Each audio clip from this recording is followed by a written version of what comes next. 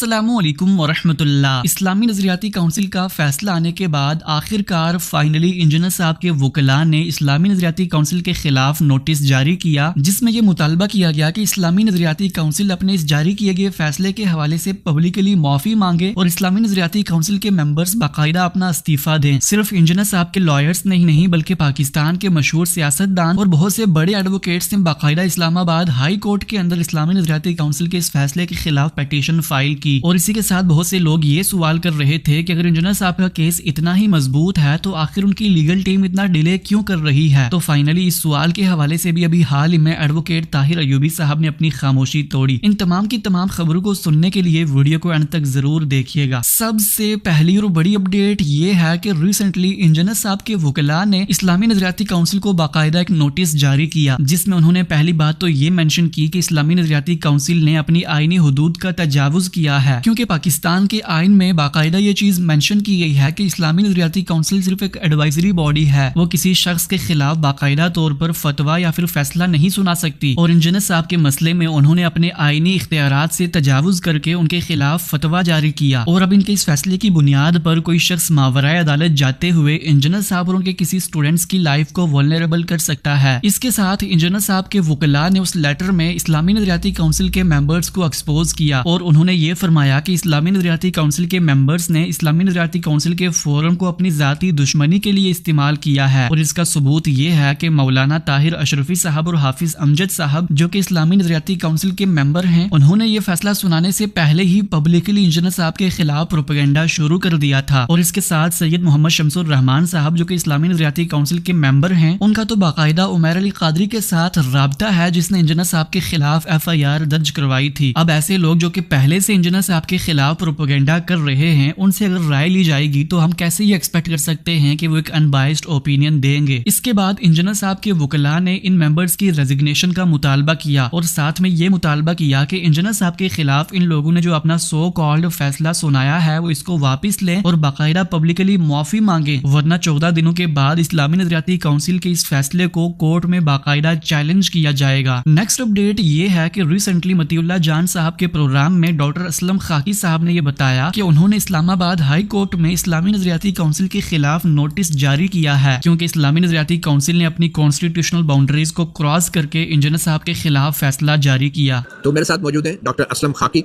जो कि शरिया लॉ के पाकिस्तान के एक बड़े माहिर हैं, और उन्होंने आज ही के दिन इस्लामाबाद हाई कोर्ट में अपनी रिट दरख्वास्त पे बहस की है, जिस रिट दरख्वास्त में उन्होंने काउंसिल ऑफ इस्लामिक आइडियोलॉजी की तरफ से जो एक प्रेस रिलीज आई थी, एक फतवा आया था, उसको उन्होंने चैलेंज किया है और कहा है कि इंजीनियर मोहम्मद अली मिर्ज़ा के खिलाफ जो भी काउंसिल ऑफ इस्लामिक आइडियोलॉजी ने बयान जारी किया है, उन्होंने अपनी आईनी हदूद से तजावुज़ किया है। क्योंकि कोई इदारा अगर अपनी हदूद से तजावुज़ कर रहा है तो किसी शख्स को भी यह हक हासिल है कि वो उसके मुतल्लिक जो है कानूनी रास्ता जो है अपना है।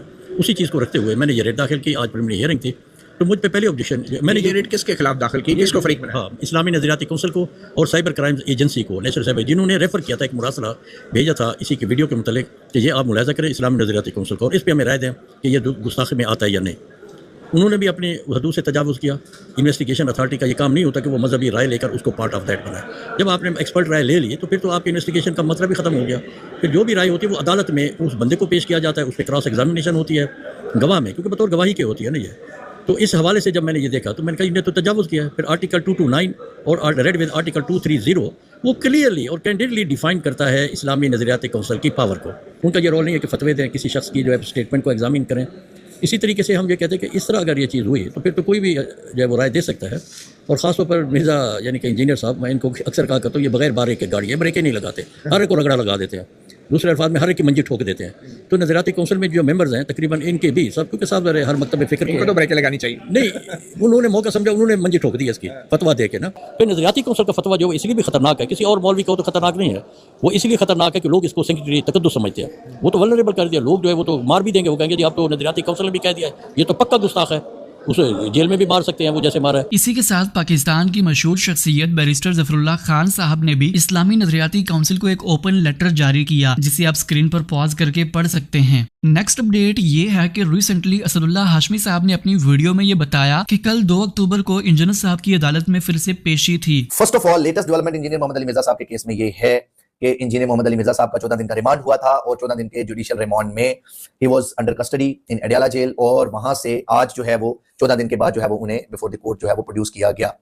इसमें कोई एज सच जो है कोई इंपॉर्टेंट जो है वो मेरे नजदीक कोई ऐसी बड़ी बात नहीं है। ये हर ट्रायल में ये एक नॉर्मल प्रोसीजर है कि कोर्ट ऑफ लॉ में हर प्रिजनर को जो भी जुडिशियल लॉकअप में होता है उसको 14 दिन के बाद कोर्ट में अपीयर किया जाता है कि वो जो है कोर्ट उसको उसकी हेल्थ के बारे में, उसकी बेसिक जो है वो जो अपीयरेंस है उसके बारे में, या उनकी जो है वो फॉर एग्जांपल सिर्फ जांच पड़ताल के लिए कि weather he is fine in prison या कोई ऐसा, मतलब इन चीजों के बारे में जनरल इंस्पेक्शन के लिए कोर्ट जो है वो उनको बुलाती है एज पर लॉ हर 14 दिन के बाद, जो कि उनकी अपीयरेंस होती रहती है हर प्रिजनर की। अगर इंजीनियर मोहम्मद अली मिर्जा साहब के केस की बात करें तो उसमें भी हर 14 दिन के बाद जो है वो उनको अपीयर किया जाएगा टिल दैट टाइम, जब तक के उनकी लीगल टीम हाई कोर्ट में क्वेश्चन डाल के उसको जो है वो एफआईआर को क्वैश कराएं, या उनकी बेल करा के बेल जो है वो पोस्ट अरेस्ट बेल के थ्रू जो है वो उनको रिलीज कराएं अडियाला जेल से, या फिर जो है जो बाकी शॉर्टेस्ट प्रोसेसेस हैं जैसे 265K, क्योंकि सेशन ट्रायल है तो 265K सीआरपीसी में वो उनकी एक्विटल प्रोसीडिंग, जिसको बाइज्जत रिहा कहते हैं, बाइज्जत बरी करने की जो वो है, उन पिटीशंस को जो है वो प्रेस करें और उसके अकॉर्डिंगली उनको बाइज्जत बरी कराया जाए।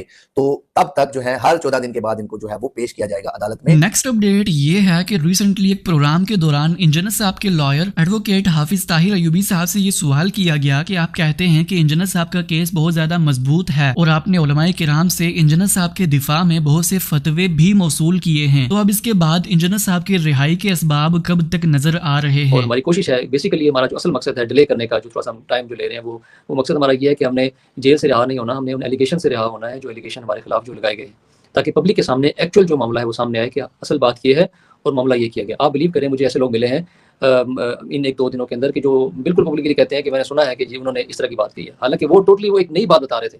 तो पब्लिक में बिल्कुल परसेप्शन में एक नई बात चल रही है, ताकि पब्लिक को एक्चुअल बात करना पता चले कि मामला क्या है।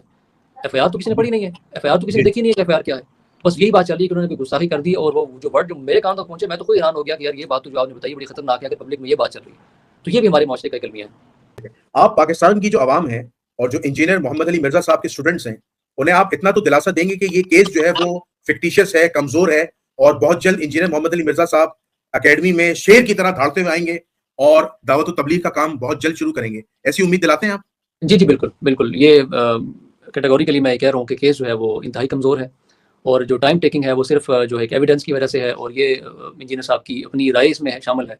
हम तो चूँकि हम तो अर्ली स्टेज में हम बेल में चले गए थे, लेकिन चूँकि वो डिस्कशन जो हुई उन्होंने कहा अपनी तमाम एविडेंस को कंप्लीट करें और फिर हम इसको परसू करें, चूँकि टेक्निकल इशू है और एक हसास नौयत का मामला है। जब कोर्ट में ले जाएंगे तो फिर हम तमाम एविडेंस के साथ इसको लेके जाएंगे। तो वो डिले जो था वो उसको हमने फुलफिल कर लिया है, तमाम डॉक्यूमेंट्स हमने पूरे कर लिए हैं, तमाम एविडेंस हमने कलेक्ट कर लिए हैं। तो जल्दी हम इंशाल्लाह प्रोसेस को स्टार्ट करेंगे और वो इंशाल्लाह जल्दी आवाम के साथ होंगे इंशाल्लाह। नेक्स्ट अपडेट ये है कि रिसेंटली मुफ्ती कामरान शहजाद साहब ने इस्लामी नजरियाती काउंसिल के फैसले के हवाले से ये फरमाया कि इस्लामी नजरियाती काउंसिल इंजीनियर साहब के खिलाफ फतवा जारी करने के बाद अपनी कदर खो बैठे हैं। और सबसे आखिरी बात कि मुझे निहायत अफसोस के साथ ही कहना पड़ रहा है कि इस्लामी नजरियाती कौंसल अपनी कदर खो बैठा है। सर, चाहे आपको ये बात अच्छी लगे या बुरी लगे, बिल्कुल अपनी कदर खो बैठा है। इतनी कच्ची बात, 2 तरह के फतावा उनके सामने आए हैं, फिर भी इतनी कच्ची बात। उनको सराहता लिखना चाहिए था कि ये जुमले बिल्कुल ऐसे, बल्कि पूरा कॉन्टेक्स्ट सुनना चाहिए था। कॉन्टेक्स्ट सुनने के बाद फिर उन्हें उसको मौका देना चाहिए था कि जिसकी ज़बान से जुमले निकले हैं वो क्या उसके बारे में बयान कर रहा है। अपनी वजाहत मुतकल्लिम खुद बयान करता है। कोई दुनिया की ऐसी किताब है हमारे सामने रखो, हम भी 10 बातें उसमें से निकाल के बयान कर दें। मुतकल्लिम खुद वजाहत अपनी बात की करेगा, उसको देखा जाएगा। फिर जब उलमा के फतावा दोनों आरा पर मुश्तमिल मौजूद हैं तो सराहतन ये बात करनी चाहिए थी कि सर उलमा की राय है तो हम कैसे इसको गुस्ताख करार दे सकते हैं। इससे बढ़कर शुबा कोई है दुनिया में कि एक आलिम दीन के नज़दीक गुस्ताखी नहीं है, दूसरों को अगर लग भी रहा है। इसी के साथ रिसेंटली रेहान अहमद यूसुफी साहब ने इंजीनियर साहब का दिफा करते हुए ये फरमाया कि नकले कुफर कभी गुस्ताखी हो ही नहीं सकता, और नकले कुफर कहने के लिए इस्लामी नजरियाती काउंसिल ने जो खुद साख्ता शराइत बयान की हैं, अगर उनको मान भी लिया जाए तब भी इंजीनियर साहब पर गुस्ताखी का फतवा नहीं बनता। उसमें उन्होंने जो बात लिखी है वही लिखी है कि जी इन्होंने नकले कुफर का इर्तिकाब किया है। तो नकले कुफर का मतलब आप समझ लीजिए कोई बात जो ऐसी है जो काफराना नौयत की, जो काफिरी ज़बान से निकाल सकता है, कुफर का कलमा या गुस्ताखी का कलमा है। यानी उस शख्स ने ये बात कही नहीं है, किसी और की बात कोट कर रहा है या किसी और का फहम कोट कर रहा है। तो जो नकल कुफर होता है उसके मुतालिक उसूल ये नकल कुफर नबाशुद, नकल कुफर जो होता है वो कुफर नहीं होता। ये बिल्कुल इस्टेब्लिश किस्म की चीज़ है। तो इस्लामी नजरियाती कौंसिल ने भी इसको माना है, ये नकल कुफर है। लेकिन असल उनके नज़दीक प्रॉब्लम ये है कि किसी शरई मकसद के बगैर ये काम किया गया है। तो सवाल ये है कि अब इंजीनियर साहब पे जो इल्ज़ाम आता है ज़्यादा से ज़्यादा ये आता है कि उन्होंने नकल कुफर एक मकसद के बगैर कर दी, बिला वजह कर दी। तो भाई ये एक गलत काम होगा। अगर मैं उनकी पूरी बात को सही मान लूँ, मैं कोई दिफा नहीं कर रहा किसी का, गलत काम हो गया, चलिए गुनाह हो गया। ये गुस्ताखी रसूल कहाँ से हो गई, कैसे हो सकती है? नकल कुफर कभी भी कुफर नहीं होता, कभी हो ही नहीं सकता। एक ही सूरत होती है, वो ये कि कराइन से बिल्कुल वाज़ेह है कि नकल कुफर की आड़ में ये शख्स छुप रहा है और दिल इसका यही चाहता है कि काफराना कलमात या गुस्ताखी कलमात ज़बान से निकाले, लेकिन जो कि अंदेशा है गिरफ्त का, तो इसने इसकी आड़ में अपने आप को छुपा लिया। लेकिन ये मुख्तलिफ मौक़ों पर ये काम करता रहा है, लेकिन इस वक्त भी इसका और साथ में इस वक्त भी इसका उसको बड़ा तंज़िया है। तो इंजीनियर साहब के केस में ऐसी कोई चीज़ नहीं, वो क्लिप भी हमने देख रखा है। वो ठीक है, गलत है, वो अल्फाज मैं ज़ाती तौर पे समझता हूँ कि इस तरह के अल्फाज हुजूर के बारे में, मैं जो कि अपने पसमंज़र के लिहाज से बरेलवी हूँ, अब बरेलवियत का मुझ में कुछ भी नहीं रहा सिवाय हुजूर की मोहब्बत और अदब की। तो आपने तो देखा होगा कि मैं हुजूर का नाम भी नहीं लेता आमतौर पर, ये अदब की वजह से। अदब पहला करीना है मोहब्बत के करीनों में, तो ये मेरा ज़ाती रवैया है। एक शख्स की तरजीह डिफरेंट हो सकती है, इसलिए मेरे ज़ौक़ पे तो वो चीज़ इंतहाई गिरा गुजरी थी। लेकिन क्या वो गुस्ताखी थी? वो हर शख्स को नज़र आ रहा है गुस्ताखी नहीं थी, खुद उलमा ने इसको मान लिया, ये नकल कुफर था। तो नकल कुफर है तो आप ज़्यादा से ज़्यादा ये कह सकते हैं कि इस मौके पर ठीक नहीं था। वैसे बाय द वे मुसलमानों का कोई फ़िरका नहीं है जिसका आलिम ये काम ना करता हो, और अगर ये उसूल बना लिया गया ना तो फिर कोई भी नहीं बचेगा, ये बात ज़हन में रखिएगा। इसलिए कि सब जगह से आप किताबों से इस तरह के अक़वाल निकालेंगे और फैसला आप करेंगे कि ये इस वक्त सही इस्तेमाल नहीं हुआ। इसलिए कि ये तो कुरान सुन्नत में बयान नहीं हुआ ना कि कहाँ इस्तेमाल करना है कहाँ नहीं करना, आप फैसला करेंगे। तो आपने जिसको रगड़ना होगा उसके खिलाफ कह देंगे इसने सही इस्तेमाल नहीं किया। नेक्स्ट अपडेट ये है कि रिसेंटली मौलाना साजिद नक्शबंदी साहब ने डॉक्टर अशरफ जलाली साहब को इंजीनियर साहब के दिफा में जवाब दिया। उन्होंने ये फरमाया कि डॉक्टर जलाली साहब का ये कहना कि नकले कुफ्र को नकल करना भी गुस्ताखी है, तो फिर सबसे पहले फतवा तो अहमद रजा खान साहब पर लगना चाहिए, क्योंकि उन्होंने वहाबियों के रेफरेंस से वहाबियों के खुदा के बारे में वो बातें की हैं जो कि वहाबी खुद भी एक्नॉलेज नहीं करते। क्या कहना चाहते इस्लामी नदवी कौंसिल जिसके फैसले की तासीन किया अशरफ आसिफ गोंदल साहब ने कि चूंकि जो लफ्ज़ मिर्जा इंजीनियर साहब ने मंसूब किया है क्रिश्चियन की तरफ, क्योंकि क्रिश्चियन उसका इनकार कर रही है, ना उनकी किताबों में है ना उनके पादरी इसको तस्लीम कर रहे हैं, लिहाजा मिर्जा का ये लफ्ज़ उनकी तरफ कोट करना ये फसाद फिल अर्द का इर्तिकाब है। ये मेरे पास फतावा रज़विया है, आल उसकी जिल्द नंबर 15 है और उसका सफ़ा नंबर 545 है। 545 में आप इस आदमी की कलम की गलाजत देखें कि मैं कहना चाहूंगा कोई बच्चे बैठे हुए हों या कोई औरतें मेरे इस बयान को सुन रही हो तो बराए करम आप हट जाएं। ऐसे गंदे और गलीज अल्फाज इस सफ़े के अंदर आ रहे हैं जो कोई शरीफ आदमी लिखना तो दूर, उसको जहन में लाना भी गवारा नहीं करेगा। और इसने उन अल्फाज को अल्लाह की तरफ मंसूब किया और फिर उन्वान बांधा है वहाबियों के झूठे खुदा। अब मैं चैलेंज करता हूं कि जो गंदे अल्फाज में आगे ला रहा हूं, वहाबियों के उलमा या तो आए, उनसे आप हमें कोट करके दिखाएं कि वो कहते हो हाँ हम खुदा को ऐसा ही मानते हैं, या उनकी कोई किताब बताए जिसमें कहो कि हाँ हमारा खुदा ऐसा ऐसा है। जब नहीं और खुदा की कसम नहीं, तो ये आपके इस इस्लामी नज़रियाती कौंसिल के फैसले की रूह से जिसके आप तासीन कर रहे हैं, ये फसाद फिल अर्द का इर्तिकाब। और हम इस्लामी नज़रियाती कौंसिल से मुतालबा भी करते हैं कि ऐसी फसादी किताबों पर फिलफौर पाबंदियां लगाई जाए। इसमें लिखते हैं कि वहां भी ऐसे को खुदा कहते हैं जिसका बहकना, भूलना, सूना, ऊँगना, गाफिल रहना, जालिम होना, हत्ता के मर जाना सब कुछ मुमकिन है, खाना पीना, पेशाब करना, यानी अल्लाह माज़अल्लाह। यानी हमारा ये अकीदा है कि कभी का खालिक भी अल्लाह है, लेकिन फिर भी कभी की निस्बत अल्लाह की तरफ नहीं करनी चाहिए। और ये जालिम पेशाब पखाने की निस्बत खुदा की तरफ करे, इससे बड़ा गुस्ताख कौन होगा इस धरती के ऊपर। और आप भी पहली दफा अल्लाह के बारे में अल्फाज सुन रहे होंगे, ये कहते हैं कि जी अगर कहा भी हो तो लफ्ज़ इतना गंदा है कि बतौर फिकी मसले के भी इसको कोट करना जायज नहीं है। तो ये लफ्ज़ इतने गंदे बिल फर्ज अला सबील तनज़्ज़ुल कहा भी हो तो क्या इसको कोट करने की इजाजत देंगे? पेशाब करना, पाखाना फिरना, नाचना, थरकना, नट की तरह किल्ला खेलना, औरतों से जिमा करना, अल्लाह यानी माज़अल्लाह, लवातत जैसी खबीस बेहयाई का मुर्तकिब होना, क्योंकि खुद इन कामों में मुलव्वस है, लिहाजा माज़अल्लाह, मुखन्नस की तरह खुद मफ़ऊल बनना, माज़अल्लाह, अलियाज़ु बिल्लाह, कोई खबासत कोई फजीलत उसकी शान के खिलाफ नहीं, माज़अल्लाह, वो खाने को मुंह और भरने का पेट और मर्दी और जनी की दोनों अलामतें बिलफेल रखता है, यानी ज़कर भी रखते हैं और फर्ज भी रखते हैं, माज़अल्लाह, अलियाज़ु बिल्लाह, अलियाज़ु खुनसा मुश्किल आगे सफ़ा नंबर 546 पर लिखा, अस्तग़फिरुल्लाह अस्तग़फिरुल्लाह। ऐसी गलाज़तें, ऐसी गंदगियां इसके अंदर अल्लाह की तरफ मंसूब की है कि आदमी को पढ़ते हुए भी हया आती है, जुबान पर कभी तारी होती है। अगर इनकी गुमराही दिखाना मकसूद न हो तो मैं कभी भी इन फजूलियात को जिक्र न करता। कोई वहाबी, खुदा की कसम कोई वहाबी न तो खुदा के बारे में कीदा रखता है, न किसी वहाबी की किताब में खुदा के बारे में बकवास है। और मौलाना मज़ा खान साहब ने ये इनकी तरफ मंसूब किया, लिहाजा ये इस्लामी नज़रियाती कौंसिल जिसकी तौसीक अशरफ आसिफ गोंदल ने भी की है, ये शख्स फसाद फिल अर्द का मुर्तकिब हुआ है। लिहाजा असल तो जमीन को इसके मवाद से पाक करना चाहिए, जेल में तो इसको इसके मानने वालों को डालना चाहिए। नेक्स्ट अपडेट ये है कि मशहूर अहले हदीस आलिम हाफिज उमर सिद्दीक साहब ने इंजीनियर साहब के दिफा में ये फरमाया कि इस्लामी नजरियाती काउंसिल का फैसला आने के बाद वो इस्लामी नजरियाती काउंसिल से और अपने अहले हदीस उलमाए किराम से इख्तिलाफ करते हैं और इंजीनियर साहब को गुस्ताख नहीं समझते। उनके बारे में बड़े बड़े उलमा ने अपनी राय दे दी है।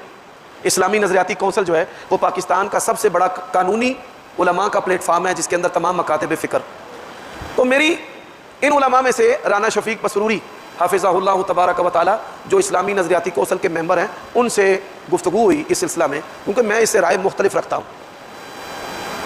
लाइल्मी जहालत और ज़ुबान का गलत इस्तेमाल इस फितने के लपेटे के अंदर मिर्ज़ा साहब आ गए हैं, और मैं इससे उनको हमेशा मना करता रहा हूँ कि आप इस हद तक ना जाए।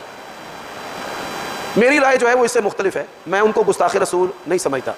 लेकिन इस वक्त चूँकि हमारी जमात के जो कायदीन हैं, जिनमें इंजीनियर इब्तिसाम इलाही ज़हीर हाफिज़हुल्लाह और डॉक्टर अब्दुल गफूर राशिद हाफिज़हुल्लाह, राना शफीक साहब पसरूरी हाफिज़हुल्लाह, वो एक स्टेटमेंट दे चुके हैं तो मैं बड़े अदब से इख्तिलाफ राय का इजहार भी करना चाहता हूँ। ये थी आज की सारी अपडेट्स। अगर आप इंजीनियर साहब के केस के हवाले से लेटेस्ट अपडेट्स पाना चाहते हैं तो हमारे व्हाट्सएप चैनल को ज्वाइन कर सकते हैं। मिलते हैं इस तरह की नई अपडेट्स के साथ, तब तक के लिए अल्लाह हाफिज़। अस्सलामु अलैकुम व रहमतुल्लाह।